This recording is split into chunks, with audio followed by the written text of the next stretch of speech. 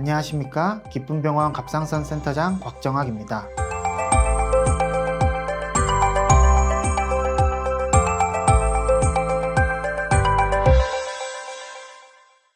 갑상선 결절이 있으면 양성인지 악성인지 확인하기 위한 검사 방법으로 세침 검사 혹은 총조직 검사를 시행하게 됩니다. 이때 검사 결과에서 분명하게 양성 혹은 악성으로 결과를 바로 받는 경우도 있지만, 많은 경우에서 비정형세포가 확인되었다 혹은 검사 결과가 애매하다 라고 결과를 듣게 되는 경우도 있습니다. 또한 여포성 종양이 의심된다 라는 이야기를 듣게 되는데요. 이처럼 세침 검사를 시행한다고 해도 다양한 결과를 듣게 될 수 있습니다. 오늘은 이러한 비정형세포, 여포성 종양을 포함하여 세침 검사 결과에 대해서 알아보도록 하겠습니다.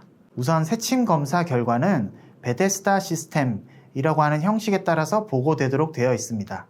이는 총 6가지 단계로 분류되어 있으며, 각 단계별로 암일 확률이 서로 달라지고 이에 따라 치료 방침도 달라지게 되어 있습니다. 가령 1단계는 비진단적이라고 하는 결과이고, 세포가 충분히 채취되지 못했거나 채취된 세포가 진단에 불충분한 경우를 말합니다. 2단계는 양성, 3단계는 비정형세포, 4단계는 여포성 종양, 5단계는 암 의심, 6단계는 암인 경우를 말합니다. 각 단계별로 실제 수술을 했을 때 최종 암일 확률은 다양하게 나타나고 있고, 가장 높은 단계인 6단계로 갈수록 암의 확률은 높아지게 됩니다.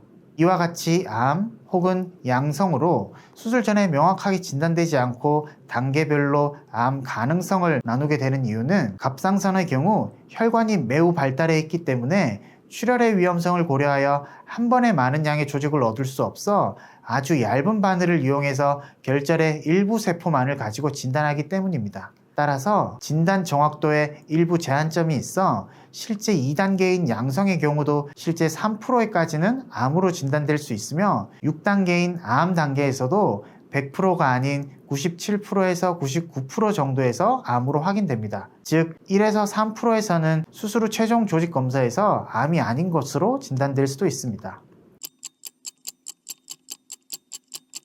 앞서 말씀드린 세침 흡인 검사 결과에서 3단계인 비정형세포는 병리 판독상 여포성 종양 혹은 악성으로 진단하기에는 불완전한 세포의 모양일 때 진단할 수 있습니다. 이 경우에도 실제 수술을 시행해보면 5에서 15% 정도에서 암으로 확인됩니다. 이때에는 정확한 진단을 위해 추가적으로 반복적인 세침 흡인 검사 또는 유전자 돌연변이 검사를 시행하게 됩니다. 검사 결과 및 임상 소견과 환자의 선호도에 따라 치료 방향을 결정하게 됩니다. 이때 재검사 후에도 동일하게 비정형 세포로 결과가 나오는 경우가 20에서 25% 정도로 확인되고 있고, 이처럼 2번의 반복적인 검사에서도 비정형 세포가 확인되는 경우에는 진단 및 치료 목적에 수술이 고려될 수도 있습니다.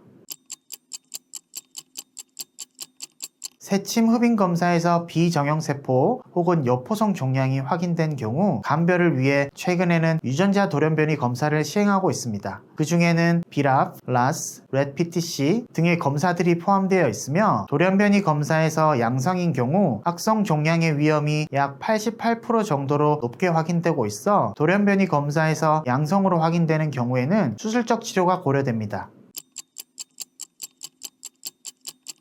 한편 재검사를 시행할 때는 다시 세침 검사를 시행하기보다는 총조직 검사를 시행하는 경우가 많은데요. 총조직 검사는 세침 흡인 검사와 비교해 많은 양의 조직을 얻을 수가 있어 세포 모양뿐만 아니라 조직 구조를 포함한 다양한 정보를 얻을 수가 있습니다. 따라서 여포성 종양의 진단에 중요한 결절 조직, 결절의 피막 유무, 결절과 주변 정상 갑상선 조직과의 관계 등에 대한 다양한 종합적인 정보를 얻을 수가 있습니다. 또한 총조직 검사를 통해 얻는 조직은 일반적인 염색을 통한 병리 진단이 어려운 경우 추가적인 다양한 형태의 면역 조직 화학 검사가 시행 가능하여 악성 결절에서 과발현되는 표지자를 염색해 봄으로써 정확한 진단에 도움을 얻을 수 있습니다.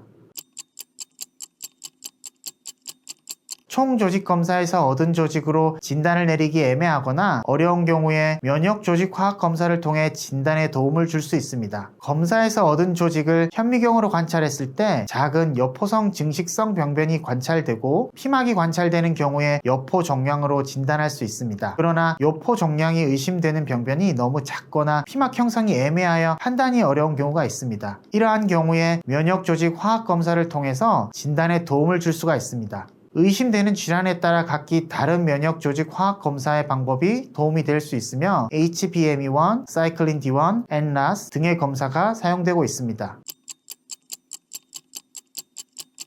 앞서 말씀드린 베데스다 시스템에서 여포성 종양은 4단계를 말합니다. 여포성 종양이란 갑상선에서 갑상선 호르몬을 생성하는 여포세포가 피막이라고 하는 껍질을 가지면서 비정상적인 종양 형성을 하는 경우 여포성 종양이라고 진단합니다. 이러한 여포성 종양은 세친 검사나 총조직 검사로는 암 혹은 양성의 유무를 알 수가 없는데요. 이는 세친 검사, 총조직 검사를 시행한 부분이 아닌 종양 전체를 현미경으로 확인하여 종양이 피막 혹은 혈관을 침습하였는지 확인하여야지만 여포암으로 진단할 수 있기 때문입니다. 따라서 세친검사, 총조직검사에서 여포성 종양 혹은 여포성 종양 의심으로 진단되는 경우에는 진단 및 치료 목적의 수술적 절차가 표준치료입니다. 이 여포성 종양으로 확인된 경우 실제 수술을 해보면 약 15에서 30% 정도가 암으로 확인됩니다. 최종적으로 수술 후 조직검사 결과에서 여포암으로 진단되는 경우에 여포암의 침습 정도에 따라 최소 침습 여포암과 광범위 침습 여포암으로 나뉩니다. 일반적으로 광범위 침습 여포암과 같은 침습적인 여포암으로 확인되는 경우에는 세부 병리 검사 결과에 따라서 남아있는 반대쪽 갑상선의 절제술이 필요할 수도 있습니다. 하지만 종양의 크기가 작고 침습 정도가 심하지 않은 최소 침습 여포암인 경우에는 갑상선 반절제술만으로도 충분할 수 있습니다.